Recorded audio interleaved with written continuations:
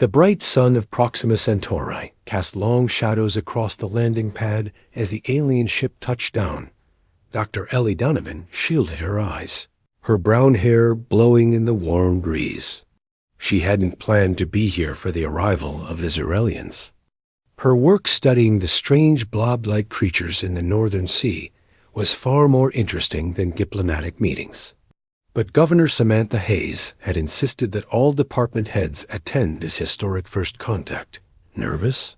Frank Miller asked, adjusting his formal uniform. As the colony's chief diplomat, he'd been preparing for this day for months. Just eager to get back to my lab, Ellie replied.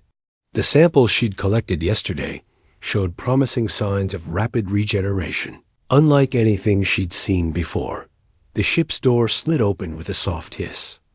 The gathered humans held their breath. 6 tall figures emerged, their skin a pale blue with patterns that seemed to shift and change like waves. They moved with perfect precision, their 4 eyes scanning the welcoming committee. "Greetings, people of Earth," the tallest Xerelian said. His voice was deep and melodic. "I am Commander Vexil of the Xerelian Cooperative. We come seeking alliance." Frank stepped forward with a practiced smile. "Commander Vexil, on behalf of the United Earth Government and the Proxima Colony, I welcome you. I am Diplomat Frank Miller." The formal introductions continued as each colony leader was presented. When Ellie's turn came, she noticed how the alien's eyes lingered on her. Their pupils narrowed to thin slits. "A scientist," Vexil said. "We value knowledge greatly. Perhaps you will share your discoveries with us." "Of course," Ellie replied, though something in his tone made her uneasy. The welcome ceremony moved to the colony's main hall. Tables were set with food and drink from both Earth and what the colonists had managed to grow locally. The Xerelians did not eat, but watched the humans with interest. "Your biology is fascinating," a female Xerelian named Mevra said to Ellie. "So fragile, yet you travel between stars." "We manage," Ellie said with a small smile. "Though I'd hardly call us fragile. Humans are quite adaptable." Mevra made a sound that might have been laughter. "By our standards, you are like the glass sculptures we create on our homeworld. Beautiful, but easily broken." Before Ellie could respond, Commander Vexil stepped to the center of the room. The other aliens formed a circle around him. "We wish to demonstrate something of our nature," he announced. "To build trust between our peoples." Governor Hayes looked uncertain, but nodded. "Please proceed, Commander." Vexil drew what looked like a ceremonial knife from his belt. Without hesitation, he plunged it into his own chest. Gasps filled the room as blue fluid, presumably blood, poured from the wound. Ellie stepped forward instinctively, her medical training kicking in, but Frank held her back. "Wait," he whispered. The blue blood stopped flowing. The wound began to close before their eyes. Within 30 seconds, there was no trace of injury. Vexil stood tall, his 4 eyes scanning the shocked. "Humans, we are what you might call unkillable," he said. "Our cells regenerate at a rate your science cannot match. We do not age. We do not sicken. We do not die except by the most extreme measures." The room remained silent until Governor Hayes found her voice. "That's remarkable, Commander." "It is our greatest strength," Vexil continued, "and why an alliance with your people would benefit you greatly. We can protect you. Perhaps in time, we might even share aspects of this gift." The reception continued, but Ellie's mind was racing. The regenerative properties she'd observed in the sea creature samples. Could there be a connection? She excused herself as soon as it was polite and hurried back to her laboratory. The lab was quiet at this late hour. Ellie pulled up her research files and then examined the sample under her microscope. The cellular structure was unlike anything native to Earth or the few other organisms they'd studied in this system. She ran a comparison analysis between her recorded observations and the limited biological data they had received from the BIA. Zarelians. The computer worked for several minutes before displaying the results. "This can't be right," she muttered. The cellular structures were identical. The blob from the Northern Sea and the Zarelians shared the same basic biology. This wasn't a coincidence. Either the Zarelians had been to this planet before, or ... A soft noise made her turn. Security Officer Alan Blackwood stood in the doorway. "Working late, Doc?" he asked. His hand rested casually on his sidearm, a habit from his military days. "Alan, good timing. I need to show you something," Ellie said. She trusted the security chief. They'd been friends since the colony's founding 3 years ago. She explained her findings as he looked at the display screens. "So these aliens and your sea blobs are related somehow," he said, scratching his short beard. "Maybe they seeded the planet with their biology before we got here?" "Maybe," Ellie said. "But there's more. I've been running tests on the samples. They don't just regenerate, they can change their structure. And the samples I collected last week have been releasing microscopic particles into the air." Alan's expression darkened. "That doesn't sound good."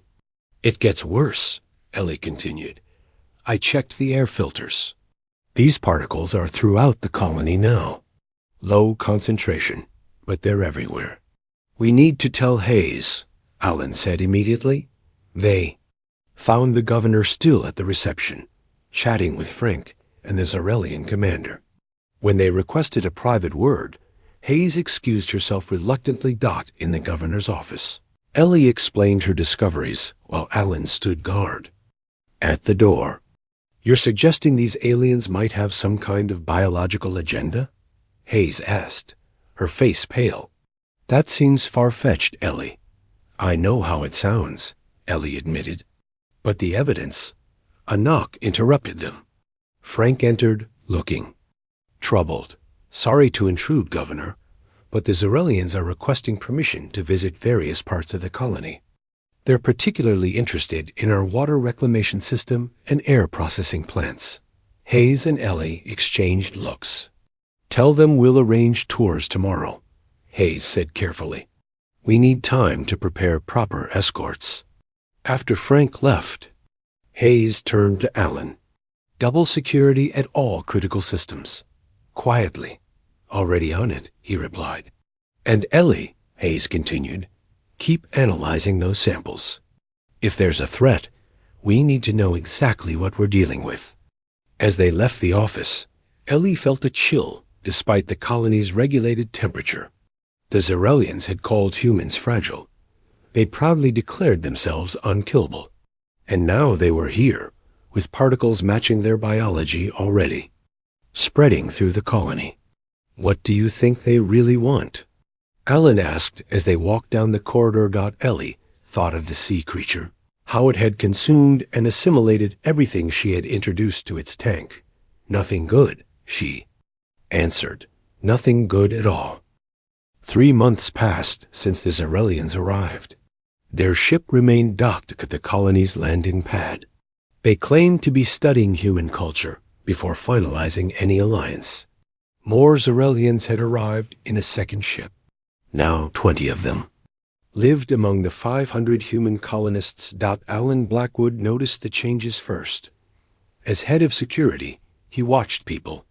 It was his job. Some colonists were acting strange. They worked longer hours. They rarely ate in the cafeteria. They spoke differently, using formal words and odd phrases. Alan kept a list. By his count, nearly 200 colonists showed these changes. He shared his concerns with Dr. Ellie Donovan. "I've noticed it too," Ellie said. They met in her lab after midnight, when most of the colony slept. "Look at this." She showed him a blood sample on her screen. Strange blue particles moved among the red blood cells. "Whose blood is this?" Alan asked. "Jerry from engineering. He worked with the Zarelians on their tour of our power systems last month. Now He never seems to sleep. Alan rubbed his tired eyes. What are those blue things? They look like the particles my C-blob releases, but they've changed. They're attaching to human cells now. Ellie pointed to a second screen. This is Jerry's brain scan. See these areas lighting up? They shouldn't be active all at once. You saying he's not Jerry anymore? Alan's hand moved to his gun. I think he's still Jerry, but controlled somehow. The Zerelians are changing people from the inside. Alan thought for a moment. We need to tell Hayes. I tried yesterday. She wouldn't see me. Ellie looked worried. I think she might be affected too. The next morning, Alan watched Governor Hayes during the daily briefing. She spoke stiffly and didn't blink enough. Her decisions all seemed to favor Zerelian requests. After the meeting, Alan followed her to her office. Governor, can I speak with you about the Zerelians? He asked. Hayes looked at him with cold eyes. The Zerelians are our honored guests, Officer Blackwood. They have much to teach us. Yes, but don't you think it's strange how they want access to all our systems? And people who work with them start acting differently. Hayes stood up straight. Are you questioning my leadership, officer? No, ma'am. Just concerned about security. Alan tried to sound normal. Your concern is noted. You're dismissed. Alan left, but now he was sure. Hayes was not herself anymore.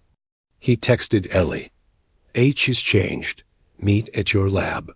When Alan reached the lab, he found Ellie packing equipment into cases. What's happening? He asked. They're coming for my research. Hayes ordered all my samples destroyed, and my lab shut down. Ellie worked quickly. I'm saving what I can. How much time do we have? Not much. I saw 4 security officers heading this way. They all work closely with the Zerelians. Alan locked the door. We need a safe place. And we need to know who's still human. I've been working on that. Ellie held up a small device. This scanner can detect the blue particles in someone's system. I've tested about 50 people secretly. I found 24 who are still normal. That's not many. It's enough to start with. I told them to meet at the old storage bunker near the South Farm. It's not on the main systems anymore. A loud bang. Hit the door. Dr. Donovan. Open up by order of Governor Hayes. Alan drew his gun. The air vent. Now. They climbed into the lab's ventilation system just as the door burst open. 4 security officers entered with a Zerelian. Find her research, the Zerelian ordered. Nothing can remain. Alan and Ellie crawled through the vents until they reached an outer section of the colony. They ran across the farmland to the old storage bunker. 22 nervous colonists waited inside. Is this everyone? Alan asked a woman named Patricia Rivera, the colony's communications specialist. 2 couldn't make it, Patricia said. They were called to special meetings. Ellie addressed the group. I know you're scared. Something is happening to our people. The Zerelians are not what they seem. She explained about the blue particles and how they changed people's behavior. Alan told them about Hayes and the security team. How do we know we can trust each other? A man asked. Ellie held up her scanner. This shows who has blue particles and who doesn't. We're all clean here. What do they want? Asked Ryan Cooper, a young botanist. I think they want our colony. Ellie said, maybe our whole planet. The particles don't just control people. They're changing them from the inside. Changing them how? Patricia asked. Making them more like Zerelians. The controlled colonists need less food, less sleep. Their blood chemistry is changing. I think the Zerelians conquer by turning other species into themselves.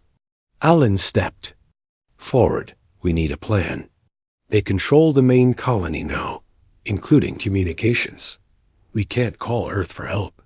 Even if we could, Ellie added, it would take 4 years for a message to reach Earth. And if a rescue ship came, The Zerelians would just do the same thing to them. So we're on our own, Ryan said. Yes, Alan confirmed. But we have advantages. We know our colony better than they do. And they don't know that we know about them. They formed teams. Patricia would try to fix an old radio to contact Earth. Ryan would secure food supplies from the southern farms. Others would gather weapons and medical supplies. Alan would lead security, and Ellie would continue her research. We need to find a way to stop the particles or remove them, Ellie told the group. Otherwise, we're just hiding until they find us. As they prepared to leave, a loud explosion shook the bunker. Alan rushed to the small window. In the distance, the colony's communication tower burned. They're destroying our link to Earth, he said grimly. They must know we escaped, Ellie concluded. Outside, alarms began to sound throughout the colony.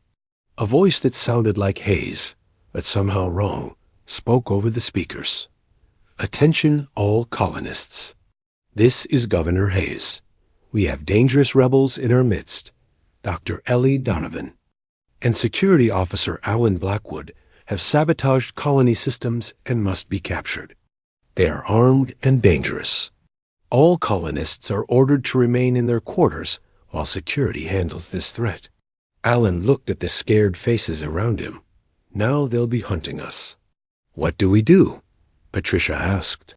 We fight back, Ellie said firmly. We find a way to save our people. And we stop the Zerelians before they can spread to Earth. As night fell, the small group of unaffected humans huddled in the bunker, planning their resistance against an enemy that wore there. Friends' faces and claimed to be unkillable. 2 weeks passed. The resistance group moved between hiding spots across the colony. They now lived in the old science building on the far edge of the settlement. Alan had set up guards and alarms to warn them if anyone approached. Ellie worked day and night in a makeshift lab. She tested different ways to stop the blue particles, but nothing worked. The particles were too strong, too adaptable. Any progress? Alan asked as he brought her a cup of coffee. Ellie shook her head. I've tried everything I can think of. Heat, cold, radiation. Nothing kills these things. The Zerelians weren't lying when they said they were unkillable. Patricia entered the room. We intercepted a message from the colony to the Zerelian. Homeworld. They're calling for more ships. They say this planet is suitable for complete conversion, and the human resistance is minimal. How long until more ships arrive? Alan asked. Based on the message, about 6 months, Patricia replied. Then we have 6 months to find a way to stop them, Ellie said. Or Earth is next. That evening, they gathered for a meal. Food was getting low.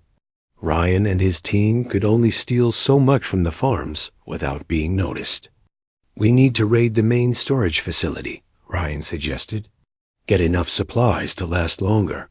It's too risky, Alan said. That area is heavily guarded now. A loud crash came from down the hall. Everyone jumped up. Alan pulled his gun and moved toward the noise. The others followed quietly. In the old maintenance room.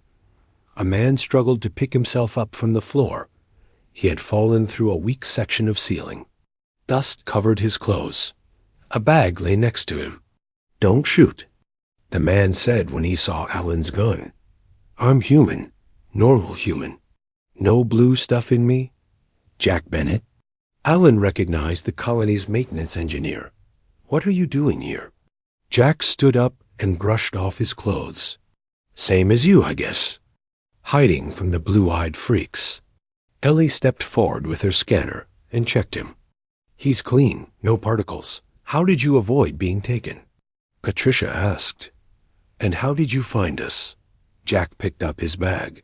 I've been living in the maintenance tunnels. No one notices the repair guy. And I've heard you all moving around up here for days. He opened his bag and pulled out several bottles. Brought you something. My special brew. Made it myself before everything went crazy. Beer? Ryan looked surprised. You've been hiding in tunnels and making beer? Hey, a man needs his comforts. Jack said with a shrug. Besides, brewing keeps me sane. Want one? No one had tasted alcohol in weeks. A few of them accepted bottles. Jack, you shouldn't be drinking on the job, Alan said automatically, then caught himself. Old habit, sorry. There is no job anymore, I guess. Jack grinned and took a long drink. This job is staying alive, and I'm pretty good at it so far. Ellie stared at Jack's bottle thoughtfully. How have you been getting supplies for brewing? I know where everything is stored, Jack said. I fixed all the locks in this colony. I can get into any room. That could be useful, Alan noted. Later that night, Jack showed Ellie his hiding place in the maintenance tunnels. He had set up a small brewing station in a forgotten storage room. No one comes down here, he explained. The tunnels connect the whole colony. I can move around without being seen. Ellie looked at his brewing equipment with growing interest. What exactly goes into your beer? Water, barley malt, and my special hops, Jack said proudly. I smuggled hop plants from Earth, been growing them in secret because technically we weren't supposed to use agricultural space for brewing ingredients. Can I see your hops? Ellie asked. Jack led her to a small hidden garden area lit by special growing lights. Green plants climbed up strings attached to the ceiling. These are Cascade hops, Jack explained. And these are Chinook. Very bitter, very strong. Ellie took some leaves and examined them. Do you mind if I run some tests on these? Jack shrugged. Sure, but why? Planning to start brewing? Just curious about local plants versus Earth plants, Ellie said vaguely. Thanks, Jack. Back in her lab, Ellie worked through the night.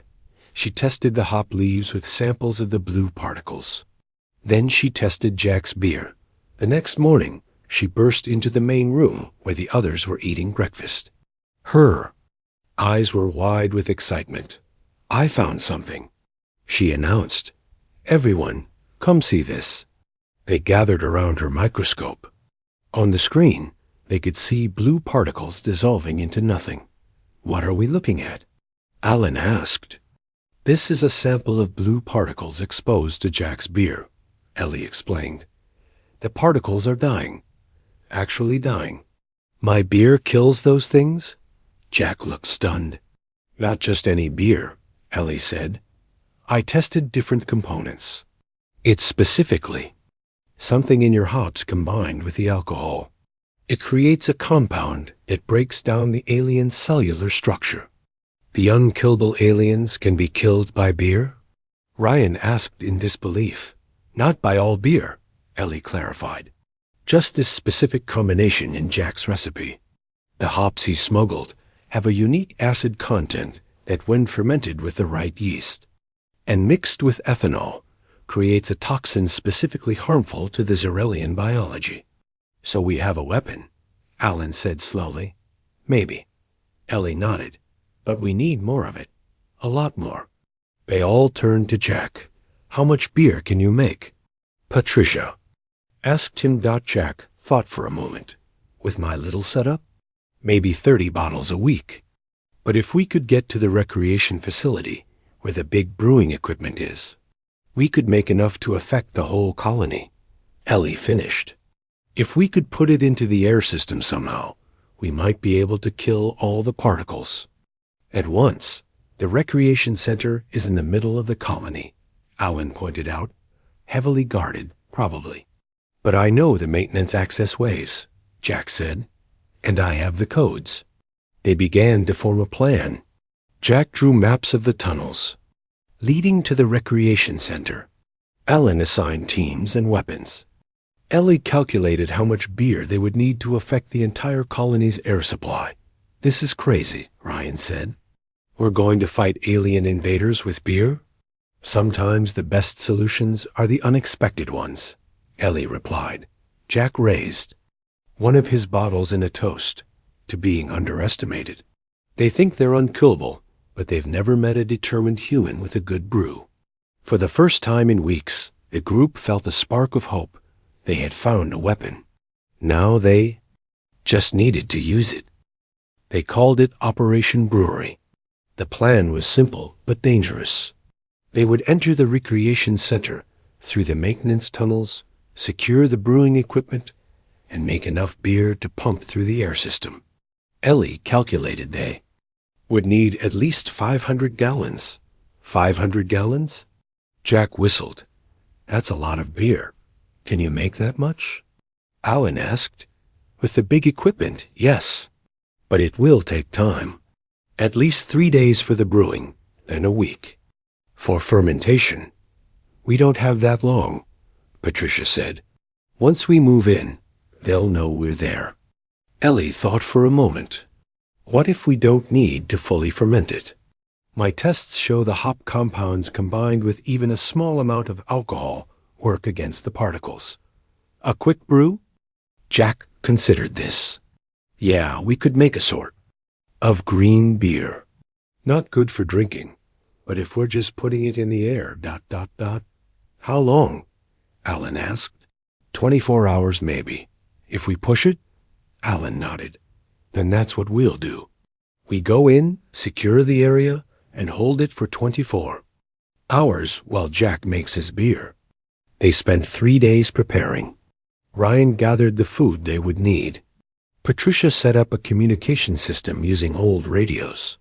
Ellie modified the colony's air filtration system blueprints to show where they should connect Jack's beer. Was busy too. He harvested all his hop plants and prepared the yeast cultures they would need. He tested quick brewing methods in his small setup. The night before the mission, Alan gathered everyone together. Tomorrow will be dangerous, he told them.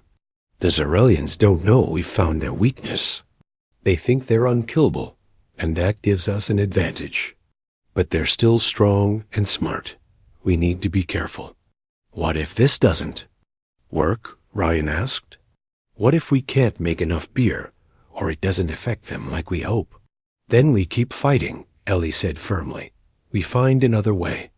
Jack raised his bottle. To Operation Brewery. May the hops be with us. They left at dawn, moving through the maintenance tunnels in single file. Jack led the way, with Alan right behind him. Ellie and Patricia followed with the brewing supplies. Ryan and 5 others brought up the rear, carrying weapons and food. The tunnels were narrow and dark.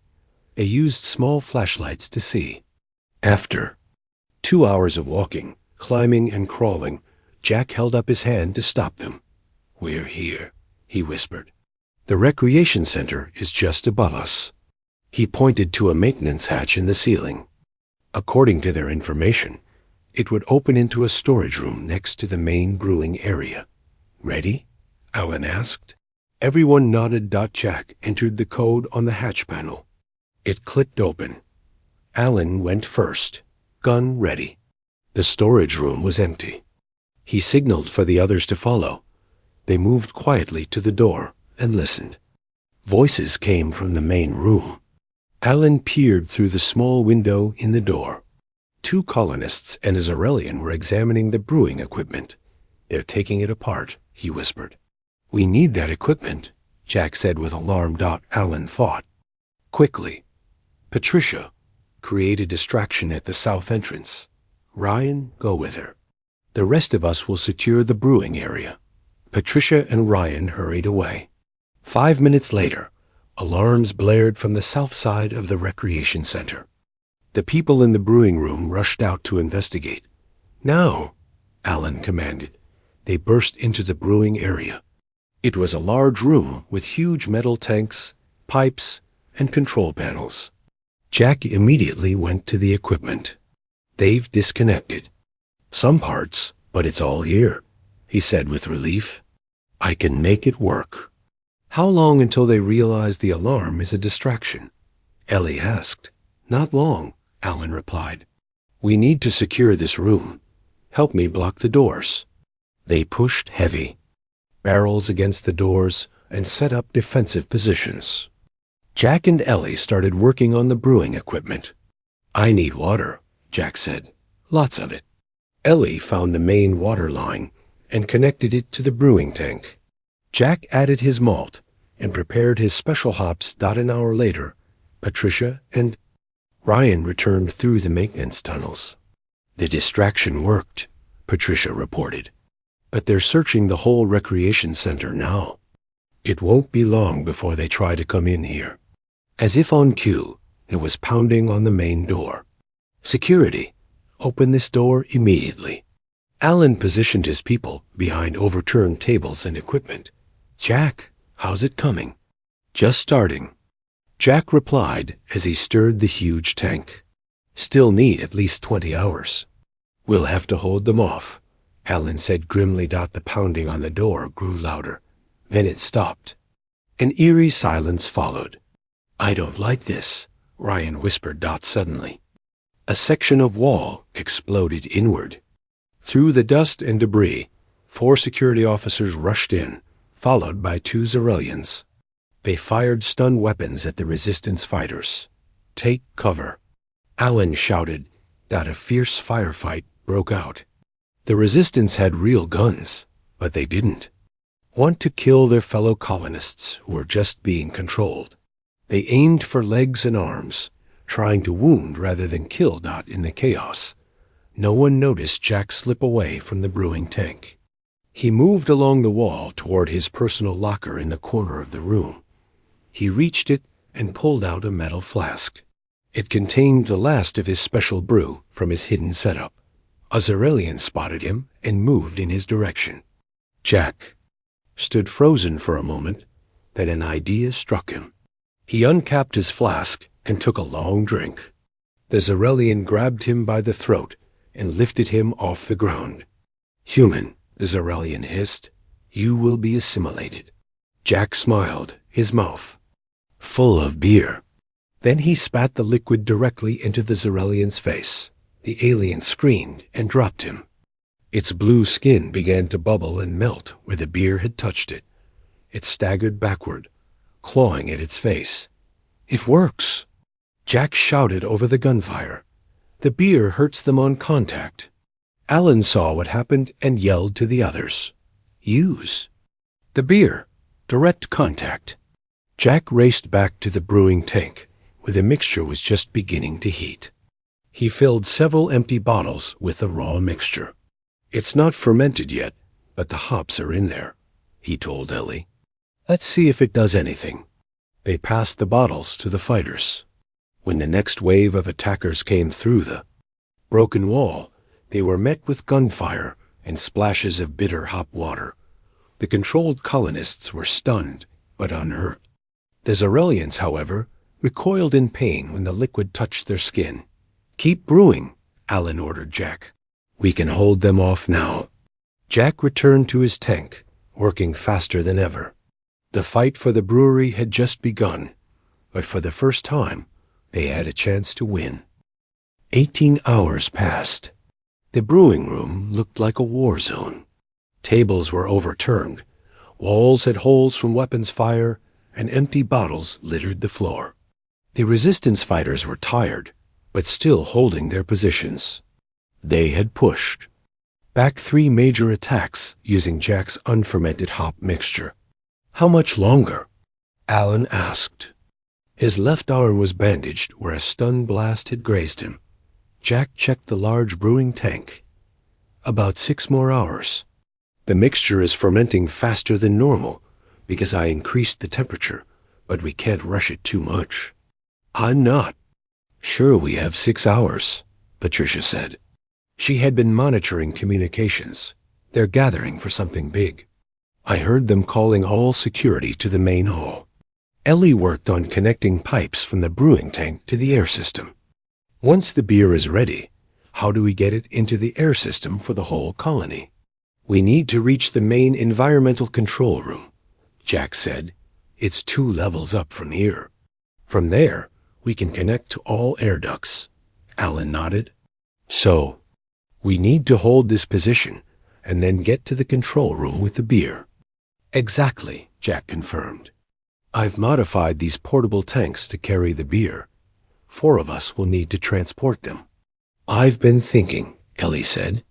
If direct contact with the beer hurts the Xerelians, maybe we don't need to put it all in the air system. Maybe we just need to get to their leaders. What do you mean? Ryan asked. If we can take out the Xerelian commander, maybe the others will retreat. Or at least be disorganized enough for us to reclaim the colony. Alan considered this. It's worth trying. But where is the commander? Governor Hayes' office, Patricia said. That's where Vexol has been operating from. All the orders come from there, so we have 2 objectives, Alan decided. Get the beer to the environmental control room and confront Commander Vexol. They spent the next few hours preparing. Jack continued brewing while the others made weapons using the beer. They filled spray bottles and water guns with the hop mixture. Ellie prepared special grenades using thin glass containers that would break on impact. 5 hours later, Jack announced the beer was ready. It wasn't fully fermented, but it was strong enough. It smells terrible, Ryan commented as they filled the portable tanks. That's the high concentration of hop acids, Jack explained. Worst tasting beer ever, but it should work against the Xerelians. Just as they finished filling the tanks, the building shook. A loud explosion came from the main entrance. They're making their move, Alan said. Everyone ready? They split into 2 teams. Alan would lead Jack, Ellie, and 2 others to the environmental control room with 3 of the beer tanks. Patricia would take Ryan and 3 fighters to find Commander Vexol, carrying the remaining tank and most of the spray weapons. Be careful. Alan told Patricia's team, don't take unnecessary risks. You too, Patricia replied. See you when the colony is ours again. Alan's team left first, using a maintenance ladder to climb toward the control room. Patricia's team waited 5 minutes, then headed toward the colony's central offices. Alan's group encountered heavy resistance. Controlled colonists and Xerelians guarded the path to the control room. They used their beer weapons to clear the way, careful not to hurt the human colonists.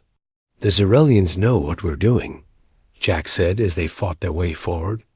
They know the beer hurts them. Good, Alan replied. That means they're scared. When they reached the control room, they found it heavily guarded. 6 controlled colonists and 2 Xerelians blocked the entrance. We need a distraction, Alan said. I have an idea, Jack replied. He took a small container of beer and threw it at the ceiling above the guards. The container broke, spraying the liquid down on them. The Xerelians screamed in pain and backed away. The controlled colonists were confused by their leader's retreat. Alan and his team rushed forward, using non-lethal force to subdue the human guards. They entered the control room and secured the door behind them. Hurry, Alan told Jack. And Ellie. Connect the tanks to the air system. Meanwhile, Patricia's team moved carefully through the main colony complex. They avoided large groups of enemies and used the maintenance passages when possible. When they reached the central administration building, they found it surprisingly unguarded. I don't like this, Ryan whispered. It's too quiet. They entered the governor's office area. Empty. They moved toward Hayes' private office at the end of the hall. As they approached, the door opened. Governor Hayes stepped out, followed by Commander Vexol and 4 other Xerelians. We've been expecting you, Hayes said in a flat voice. Now. Patricia shouted out her team unleashed their beer weapons. Spray. Bottles, water guns, and beer grenades all fired at once. The Xerelians tried to retreat, but were caught in the crossfire of hop-laden liquid. Vexol screamed as the beer burned his blue skin. Impossible. We are unkillable. Patricia stepped forward with a bottle of Jack's strongest brew. Not anymore, she said, and threw the entire bottle at the commander. The glass shattered against Vexol's chest. The beer soaked through his clothes. and onto his skin. He fell to his knees, his body starting to dissolve where the liquid touched him. "What have you done?" he gasped. "Found your weakness," Patricia replied. "Turns out unkillable doesn't mean unbearable." Back in the control room, Jack and Ellie had connected the beer tanks to the air system. "Ready," Jack announced. "Do it," Alan ordered. Jack opened the valves. The beer mixture flowed into the air processing system. Special nozzles that Ellie had designed turned the liquid into a fine mist that spread through the ventilation ducts. To every part of the colony. In the governor's office, Vexel was still fighting. Despite his dissolving body, he lunged at Patricia. Ryan jumped between them, taking the hit. The two fell to the floor. Suddenly, the air vents in the ceiling hissed. A misty spray filled the room. The remaining Xerelians screamed as the beer particles touched their skin. "It's working." One of Patricia's team shouted. Throughout the colony, the same scene played out. Xerelians collapsed as the beer mist settled on them. Controlled colonists stopped in confusion, the blue particles in their systems dying from contact with the hop compounds. Governor Hayes blinked several times, then put a hand to her head. What happened?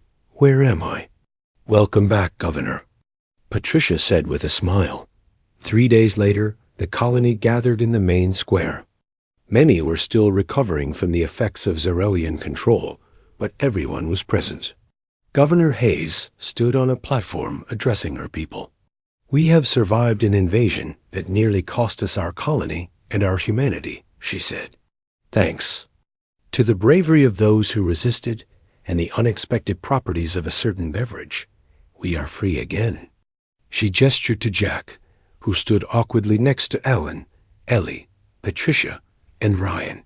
Jack Bennett, once reprimanded for unauthorized brewing on colony grounds, has saved us all.